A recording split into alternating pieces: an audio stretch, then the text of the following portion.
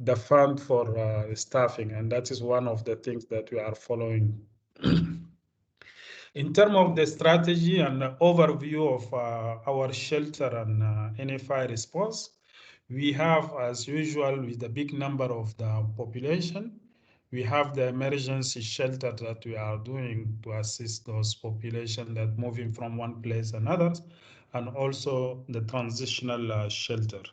The transitional shelter now, with the situation we have in the ground, we emphasize based on this transitional shelter to be a better solution for the shelter, for emergency shelters. Part of our intervention also some NFI kits and also some shelter materials that can assist, we give it to the population, and then they build their own shelters. That is in general about the strategy on the ground and the type of intervention that we have in shelter and NFI. We have a team that, as shown in the previous slide, in terms of information management colleagues. They develop some tools, and the sector itself develop some tools like e-shelter, transitional shelter that we have, and also guidance note for how to improve the shelters and about the kit contents, and also a strategy how, as you know, here in Nigeria, with the big number of population, we have a big density of the population on the ground, and also among the tools that we are developing, we have monthly fact sheet. This is part of the product that we have. Like here, in terms of shelter, we have only the intervention till now as 5%, and that is mentioning that, as I said before, the gap is very big, and we have to find a solution because the fund is not coming on time. Until now, we are in May now, and the intervention is 5%. The main challenge that we have, as I said, the security. Like yesterday, we have an attack close by to Maiduguri. In the area is almost 15 kilometers from Maiduguri, and that is one of the big challenges on the ground. Many areas, like in Yobe 2 weeks ago, the same problem in Damasak, and those people moving from one place and to another. And that is the main challenges. Most of the partners, they cannot work in such kind of security. They have to move out. You heard about it in Dikwa last time, almost 1 month ago. And second challenge that we have is the density of the population in the camps. And as I said previously, the fund is reducing. And the last one is the climate change, and linked with the weather here, because we have fire breaks, and later on with the next month will be the flood from the rain season, and so on and so on. This is the main challenges that we face here in our intervention.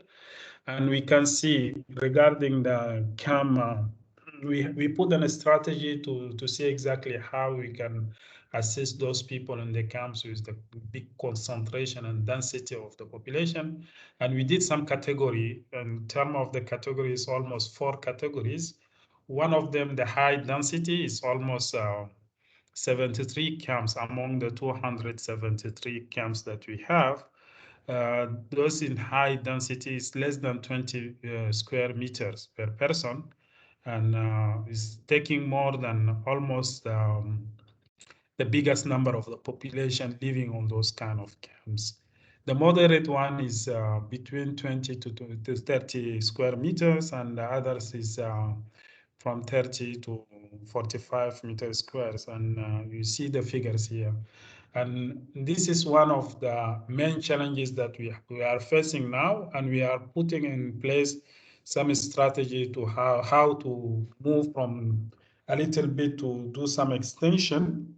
And those extension, we start in Dikwa, and the securities not allow us to go forward. And then now we are shifting to Pulka. Next week, we are planning to go to Pulka to do some workshop there. And this is Dekwa, and you see in the plan the area that we want to do some extension.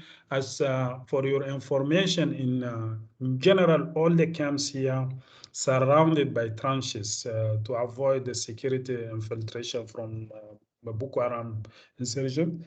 And based on that, we're developing some ideas, and we discuss on the ground with the local authorities to find more land for those extension. This one is in Dikwa. The second one in Pulka, and as I said, next week we are going to see. This is the area in red that where the IDPs are, and now we want to do some extension in the area to extend the trenches from this area to outside a little bit, and then we do some extension on this area to facilitate where the population are. And we are working with this kind of activities, those activities with the government. This is one of the planning that developed for Dekwa, and we try to give more space for the population to have their life better, and also in terms of the settlement and services. As I mentioned previously, one of the main challenges in the ground is the fire outbreaks. And since last week, we have more than 3,800 incidents. Among them, we have 7 persons passed away because of the fire outbreak and incidents, and that is the main challenges that we have on the ground. And you can imagine with the big density of the population on those camps, that's one of the main challenges that we are facing on the ground. Thank you very much. Over to you, Brett.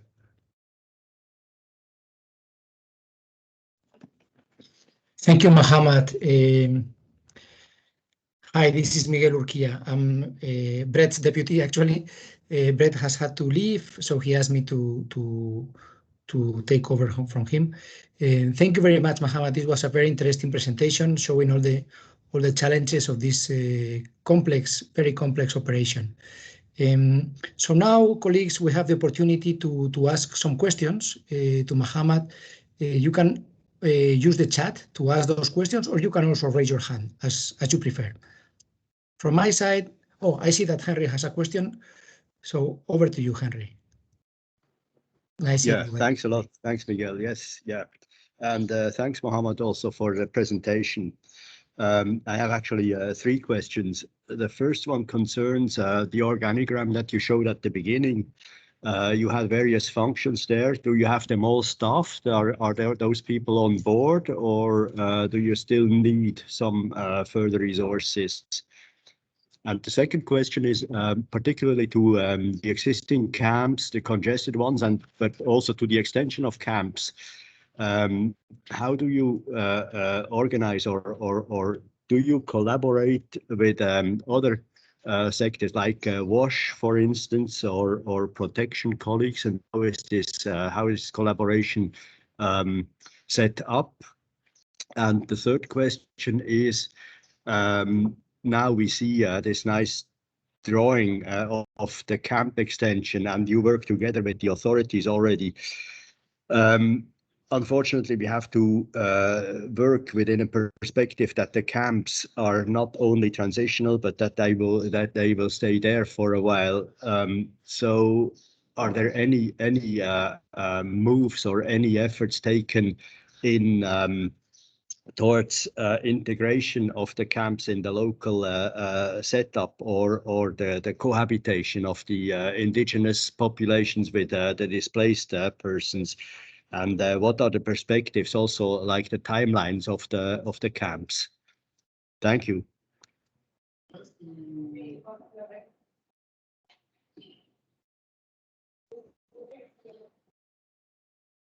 Miguel, can I go ahead? Please do, yes, of course. Okay, thank you, Henry, for your question.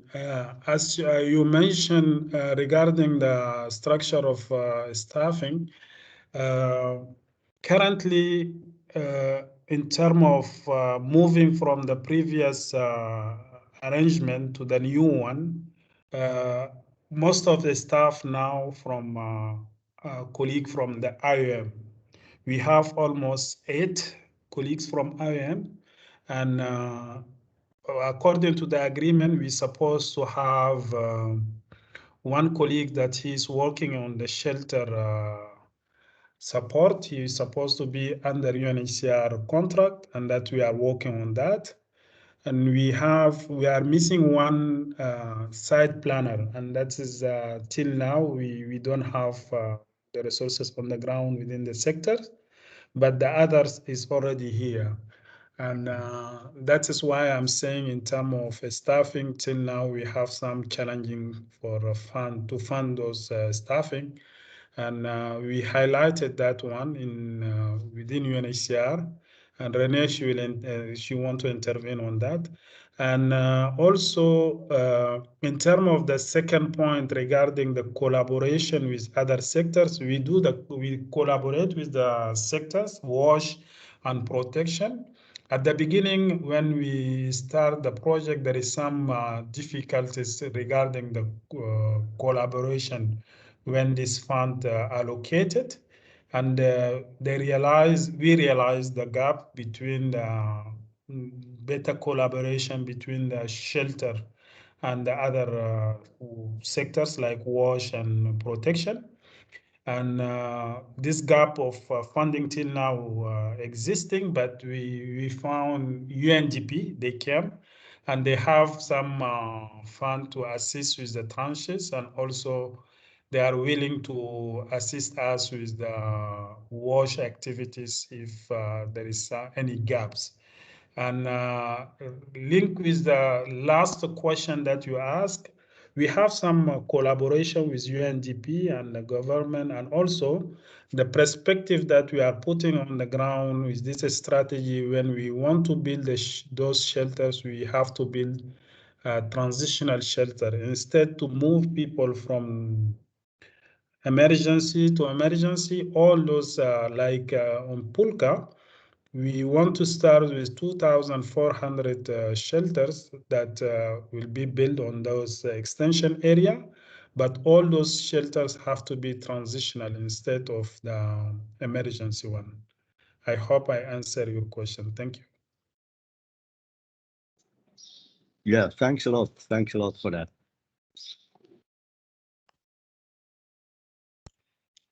Thank you, Mohammed. I see that we have a question from Ella that I don't know if Ella would like to read it herself, or we can see it in the chat as well. I can read it myself, Miguel. Thank you. Mohammed, hi, thank you very much for the nice presentation. Gives a very good overview. So I'm Ella, the Shelter Cluster Global Lead on behalf of IFRC.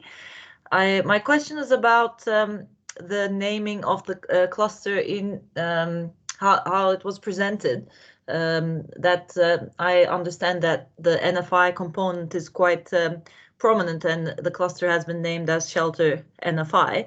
I was wondering if you could give us an idea about how you categorize the assistance, as the lines could be quite blurred, and whether you could give us an indication of the volume of shelter assistance as opposed to NFI, and whether there was a specific reason why the naming of the cluster was not mirrored at Nigeria level. So mini questions a bit linked to one another, but mainly about shelter versus NFI components. Thank you very much. Okay, thank you, Ella. By the way, I want to highlight that I have some of my colleagues from the sector that are online in this communication. If they want to intervene, they're welcome. I think that I can give my opinion on the name, because the name exists a long time ago, and from my perspective, it's supposed to be with the shelter and CCCM. But we put it in that way, shelter NFI and CCCM, and that is the previous name. And when we are discussing the review, we suggest that we're supposed to be shelter CCCM because NFI is part of the shelter itself as the global level. But meanwhile, the name is like that. And in terms of answering your question regarding the response in the NFI sometimes is easy to manage, and the number of in terms of NFI is higher than the shelter itself, but also the accessibility. Like I give you an example, in one area called Damasak, there was an attack there. All the people move away. They went to Niger, some of them, and some of them they came back. And as humanitarian, we don't have access for that area for almost 1 month. But yesterday, WFP and UNHCR organized a convoy assisted by the local authorities to go up to that area. We don't have overview of the shelter itself, but they send food and also more than 1,000 shelter NFI kit to assist those people with all the component. And that's mean in terms of NFI, sometimes it's easy to handle it, but as you know, the shelters need more complex intervention, and with the security is not allowed to cover all the area. And you can see from the beginning when the people they are arriving, they stay with their families and so on, and the number increase, and that is why the density from the beginning, it designed the area or the camp to accommodate more people, but later on, when the IDPs arrive, they stay with their families and the density increase and increase. That is the main issue regarding the camps, and also regarding the point that you highlighted regarding NFIs. Thank you. Thank you very much, Mohammed. I see that there is a hand raised by Rene, and I see another one by Henry, but I guess it's the old one. So maybe over to Rene for her question. Yes, thanks, Mohammed, for the presentation. Could you talk a little bit about, like you were showing the organogram at the beginning, about the sector still being together with CCCM, but also looking more at shelter specifically. What is the plan for the future for the cluster? What are the next steps being taken to address some of the challenges that you highlighted in your presentation? Over.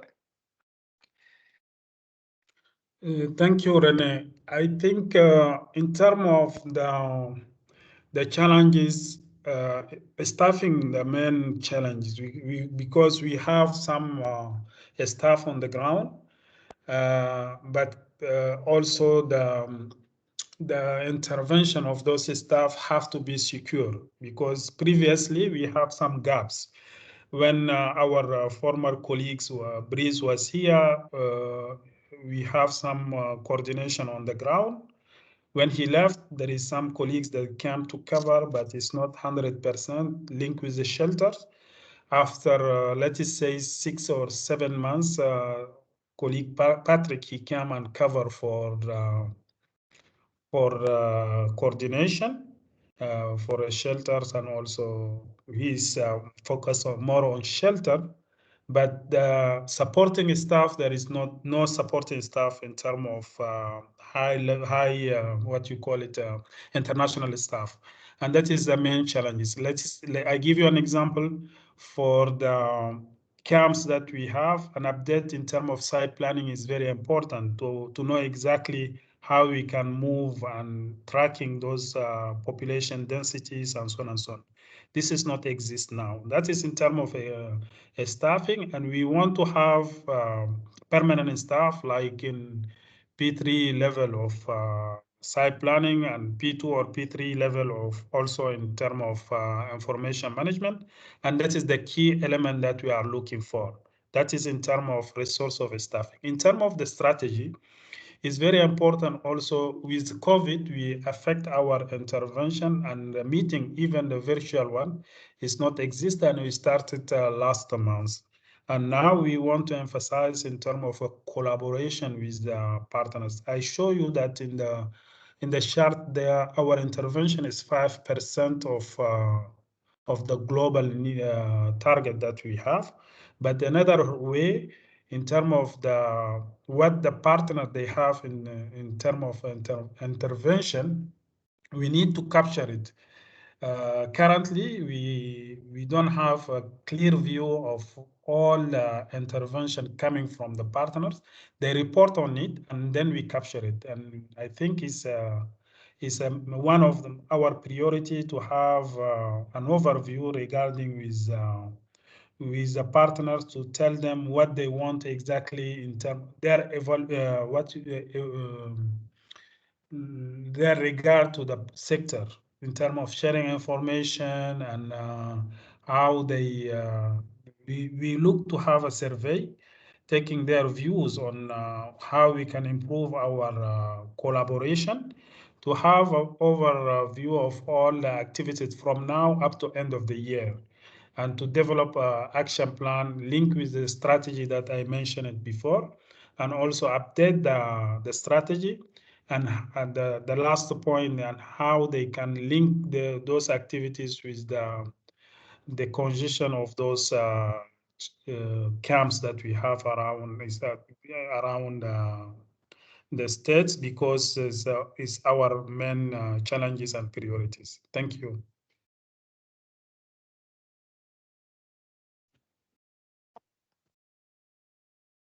Thank you, Mohammed. Very interesting.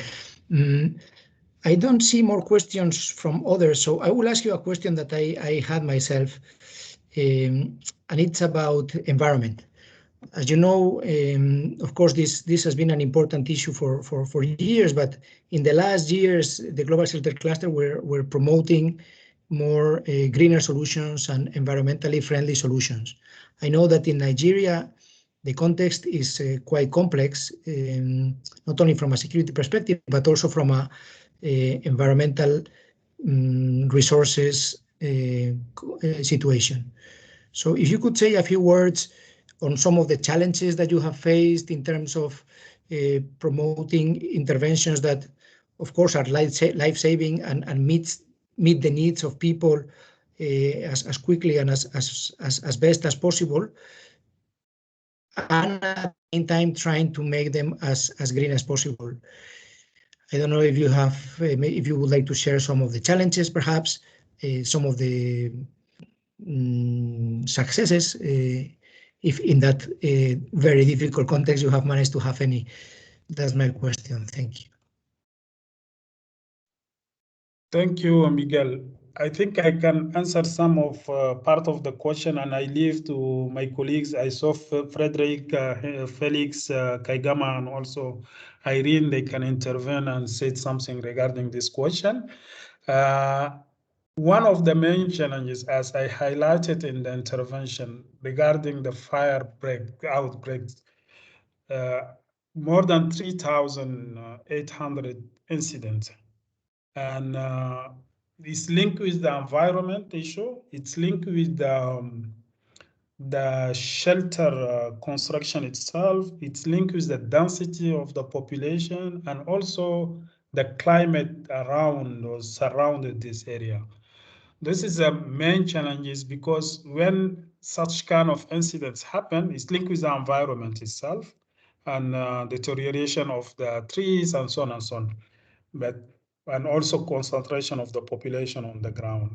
When those incidents happen, the response itself is not following on time. We're capturing all the incidents, but the response coming in different way from the partners. And that is the main challenges linked with the environment. Also, as you know, this crisis itself, when the population surrounded with the trenches, that is the security boundaries that they cannot go beyond those area for a security reason. And they are using the same resources that are around those area. And you can imagine when those people stay for more than 6-7 years, it's not easy to to do some kind of what you call it, resources that can highlight it and to have more livelihood that link with the environment perspective. But meanwhile, we saw that some development actors, they are coming in, like UNDP, like UN Habitat, they are also arriving to do some of those activities on the ground. And also World Bank, they're interested to do some intervention regarding some assessment regarding the access to the electricity and so on and so on. And I think that's at the beginning, but that is one of the solutions that is not coming now, but for a perspective of return and the sustainable solution for the people that the security not allow them to go back. I think one of the main challenges that the sector have to tackle during those coming months to see exactly how we can handle this situation. But I leave the floor to other colleagues that if they want to intervene, Kaigama, Felix, Fred, and Irene.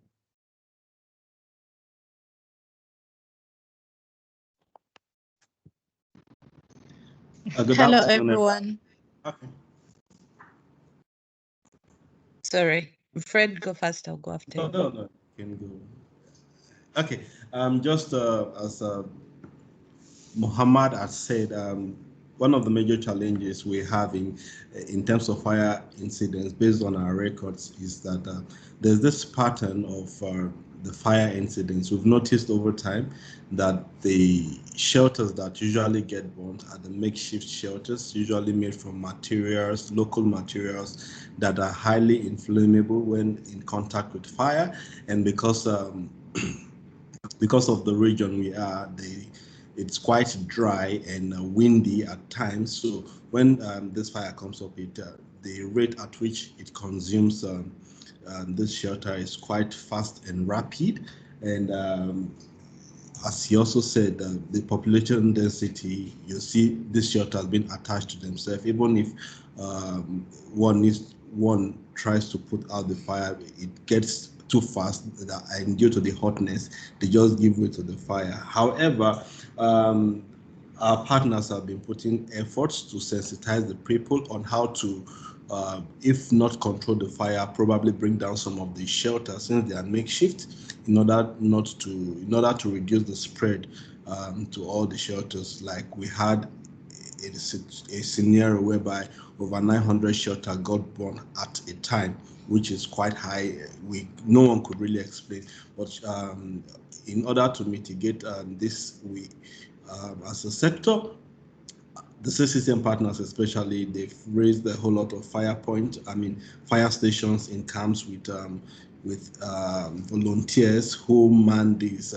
However, in some of these camps, there's availability of water is actually low. So there's challenge of people breaking into these fire stations to use the water for their personal need. And it's also a challenge, and sensitization has been ongoing, is still ongoing. However, we believe strongly that if there is funding and these people can be settled in either emergency shelter or the transitional shelter, which the sector is working on, this should reduce the cases of fire incidents.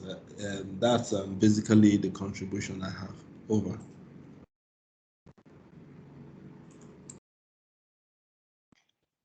Thank you, Fred, on that one. Just to add, but from a different perspective when it comes to the environment and climate change specifically, we see that most of the IDPs, if not all, they use the local cooking fuels for their food. So which means that we have about 200,000 plus families that are using wood for cooking, which means that the surrounding areas, definitely the bushes, the trees around are very much affected by this, and which means that, of course, the coverage, the environmental coverage is a key issue that we should be looking at. I know that we do have a few environment partners on the ground, but they're not enough. Of course, with the response, a lot is being taken out of the environment, the trees and so on, but none is replaced at the moment because of the conditions that exist.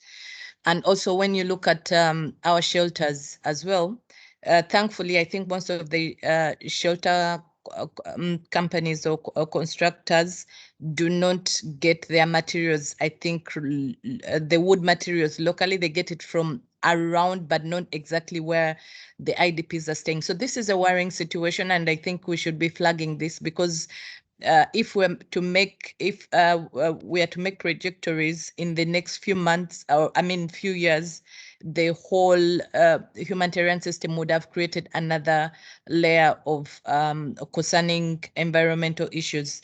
From the CCM perspective, taking it from IOM perspective as well, we are trying to connect with the Ministry of the Environment to come and make an assessment, because no assessment was done because of course because of the situation that prevailed before the IDPs were settled.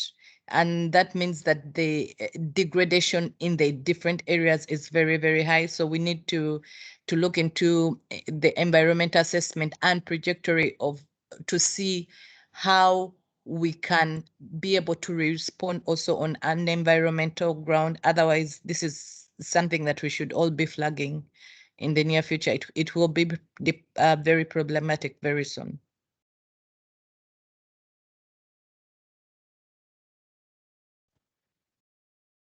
Thank you very much, colleagues. This is really interesting and challenging indeed.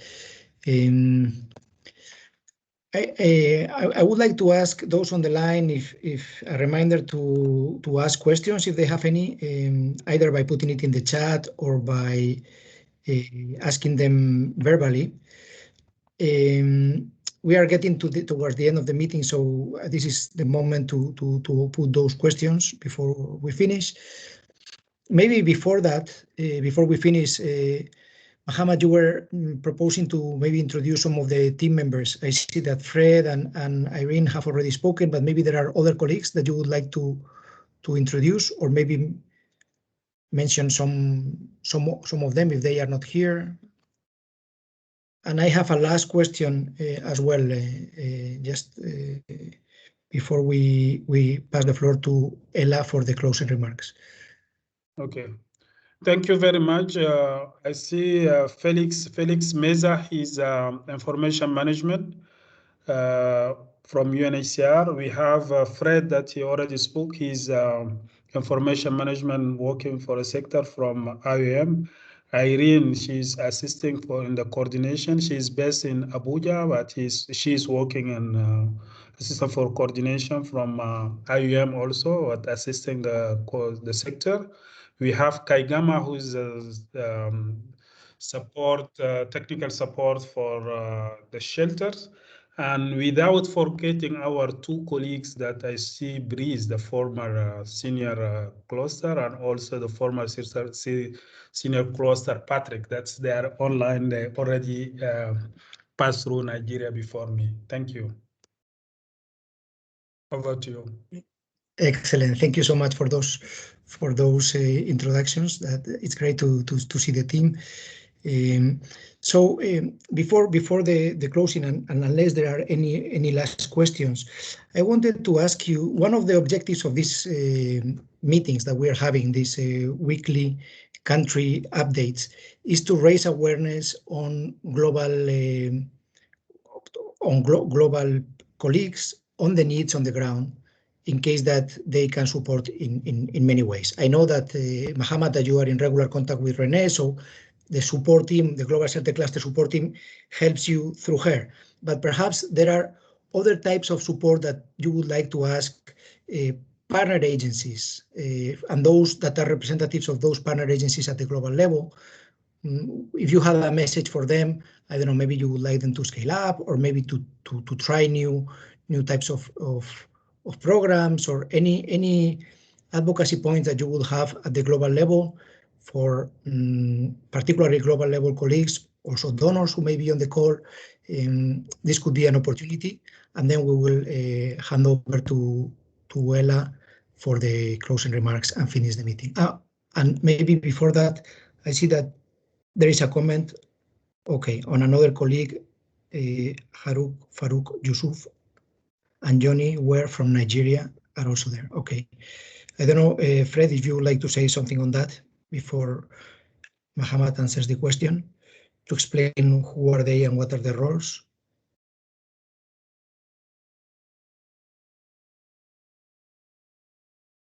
Okay, so over to Mohammed. Yeah, just a quick one. Probably Mohammed incident. Farouk Yusuf is the technical support for CCCM, also in the sector, and Yoni Ware is one of the information management person and from the sector also. Thank you.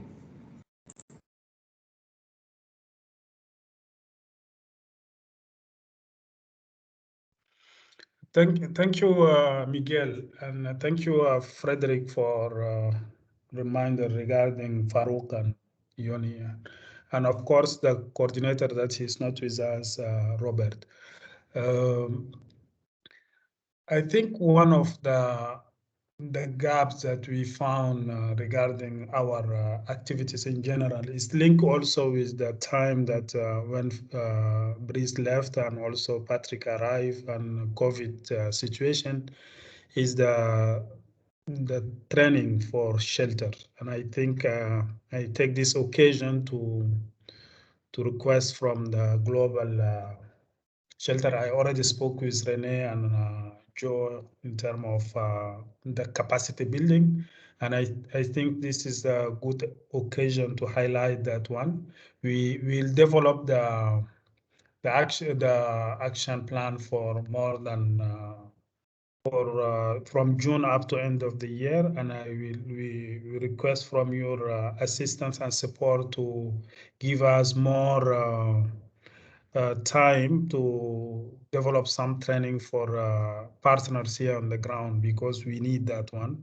And it's one of the gaps that we highlighted here, especially linked with the shelters, and also for CCCM. Later on, we talk about it regarding this perspective with CCCM. And the last and the second and the last point is regarding the funding. The funding, when we want to intervene for more than 2 million, 1.4 million is huge. And as you know, the crisis here stay more than 11 years, and sometimes there is some fatigue from the donors, but also the resources may be oriented to other places. And I think this is the good equation for us to ask for support from the donors, because especially for the strategy that we want to put it in place for the most priority camps, that we want to move them from the big density of the population to give them more transitional shelters and so on. And the transitional shelter cost more. And that's our request for a donor to assist us in those kind of activities that we want to put it in place. And thank you very much for your time and listening. Thanks. Maybe, Mohammed, a bit of a follow-up on that.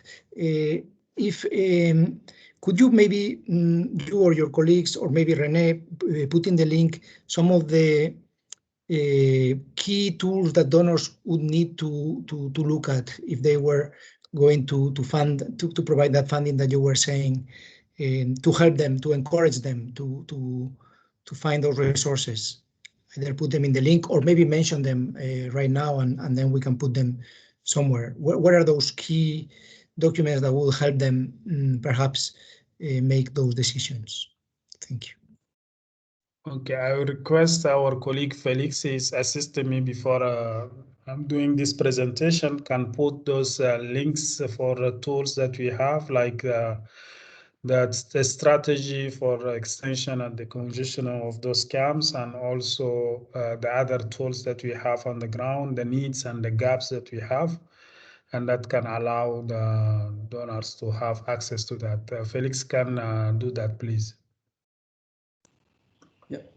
Thank you so much. I'll drop the links for the decongestion especially and the flood preparation as well, because we are also entering into the flood season, and that's going to be another chaotic time similar to the fire, because as the fire finishes, we also move into another session of criticality, which is flooding. So I'll drop those two plus any other that will be essential. Thank you. Thank you, Felix. Excellent. Thank you very much to both of you. If there are no other questions, then maybe we will hand over to Ella for the closing remarks, and we finish this excellent presentation. Thank you very much, Mohammed. So over to you, Ella. Well, thank you very much. I would like to, first of all, thank Mohammed for the excellent presentation, but also for all colleagues from Nigeria for making the time to share their experiences and their work with us. The rest of us who are not there following the work closely, it's very informative, and also it really, I think, allows for cross-learning and for some inspiration.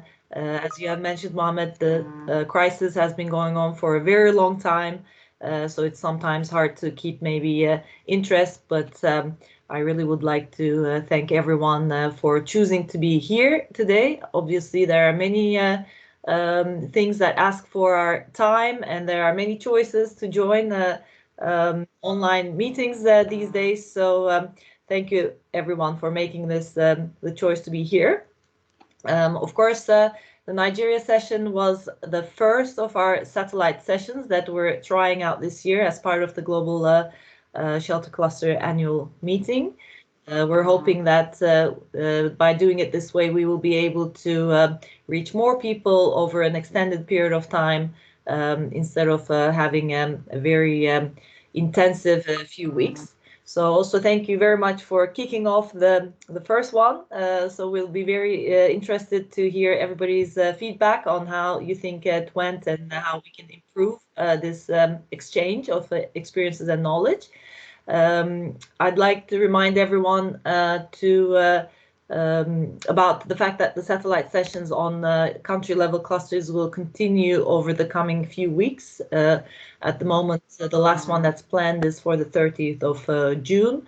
So please, if you're interested, try to join other ones to learn more about each other, others' work, but also disseminate it within your networks.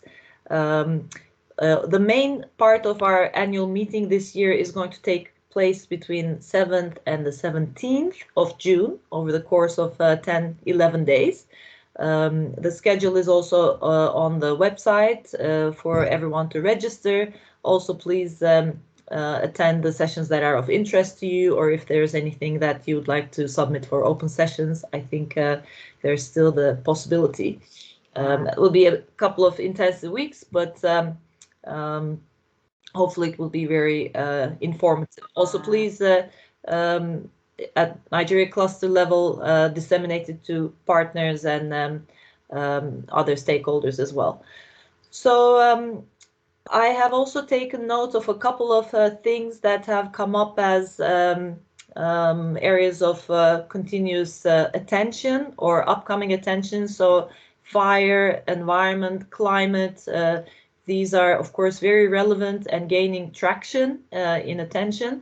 And this is also being reflected, I think, in the course that we're charting for the global cluster in the coming, in the remaining period of our strategy as well. As most of you might know that our 5-year strategy is coming to an end next year. So we have,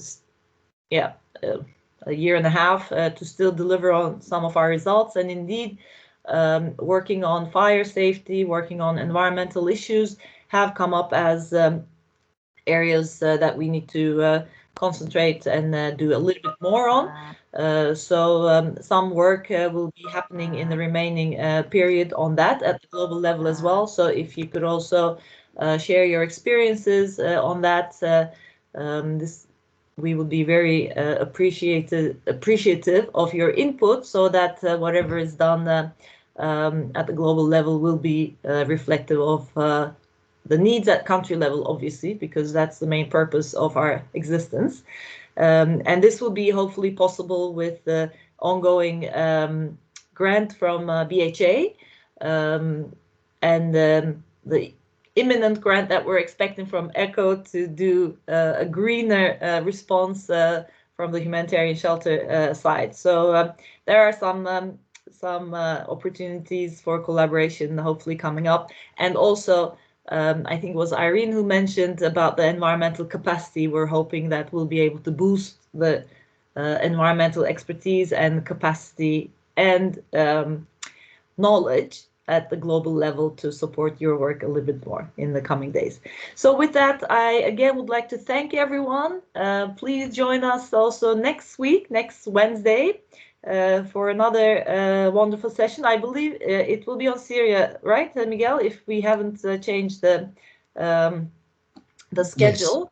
Yes. So that's yet another very long conflict, maybe 1 year younger than Nigeria, but very, very long indeed, and with its own challenges and with its own structure. So there'll be a lot of learning coming from there as well. So please join us for that. And please share your feedback. We're still learning about this, the online events, and share your feedback on how we can do better. Thank you so much, everyone. Thank you very much. Thanks a lot, everyone. Bye. Thank you. Good job, everybody. Thank you, everyone. Bye-bye. Bye for now. Thank you. Goodbye. Thank you. Goodbye. Goodbye, everybody. Thank you. Goodbye. Bye-bye.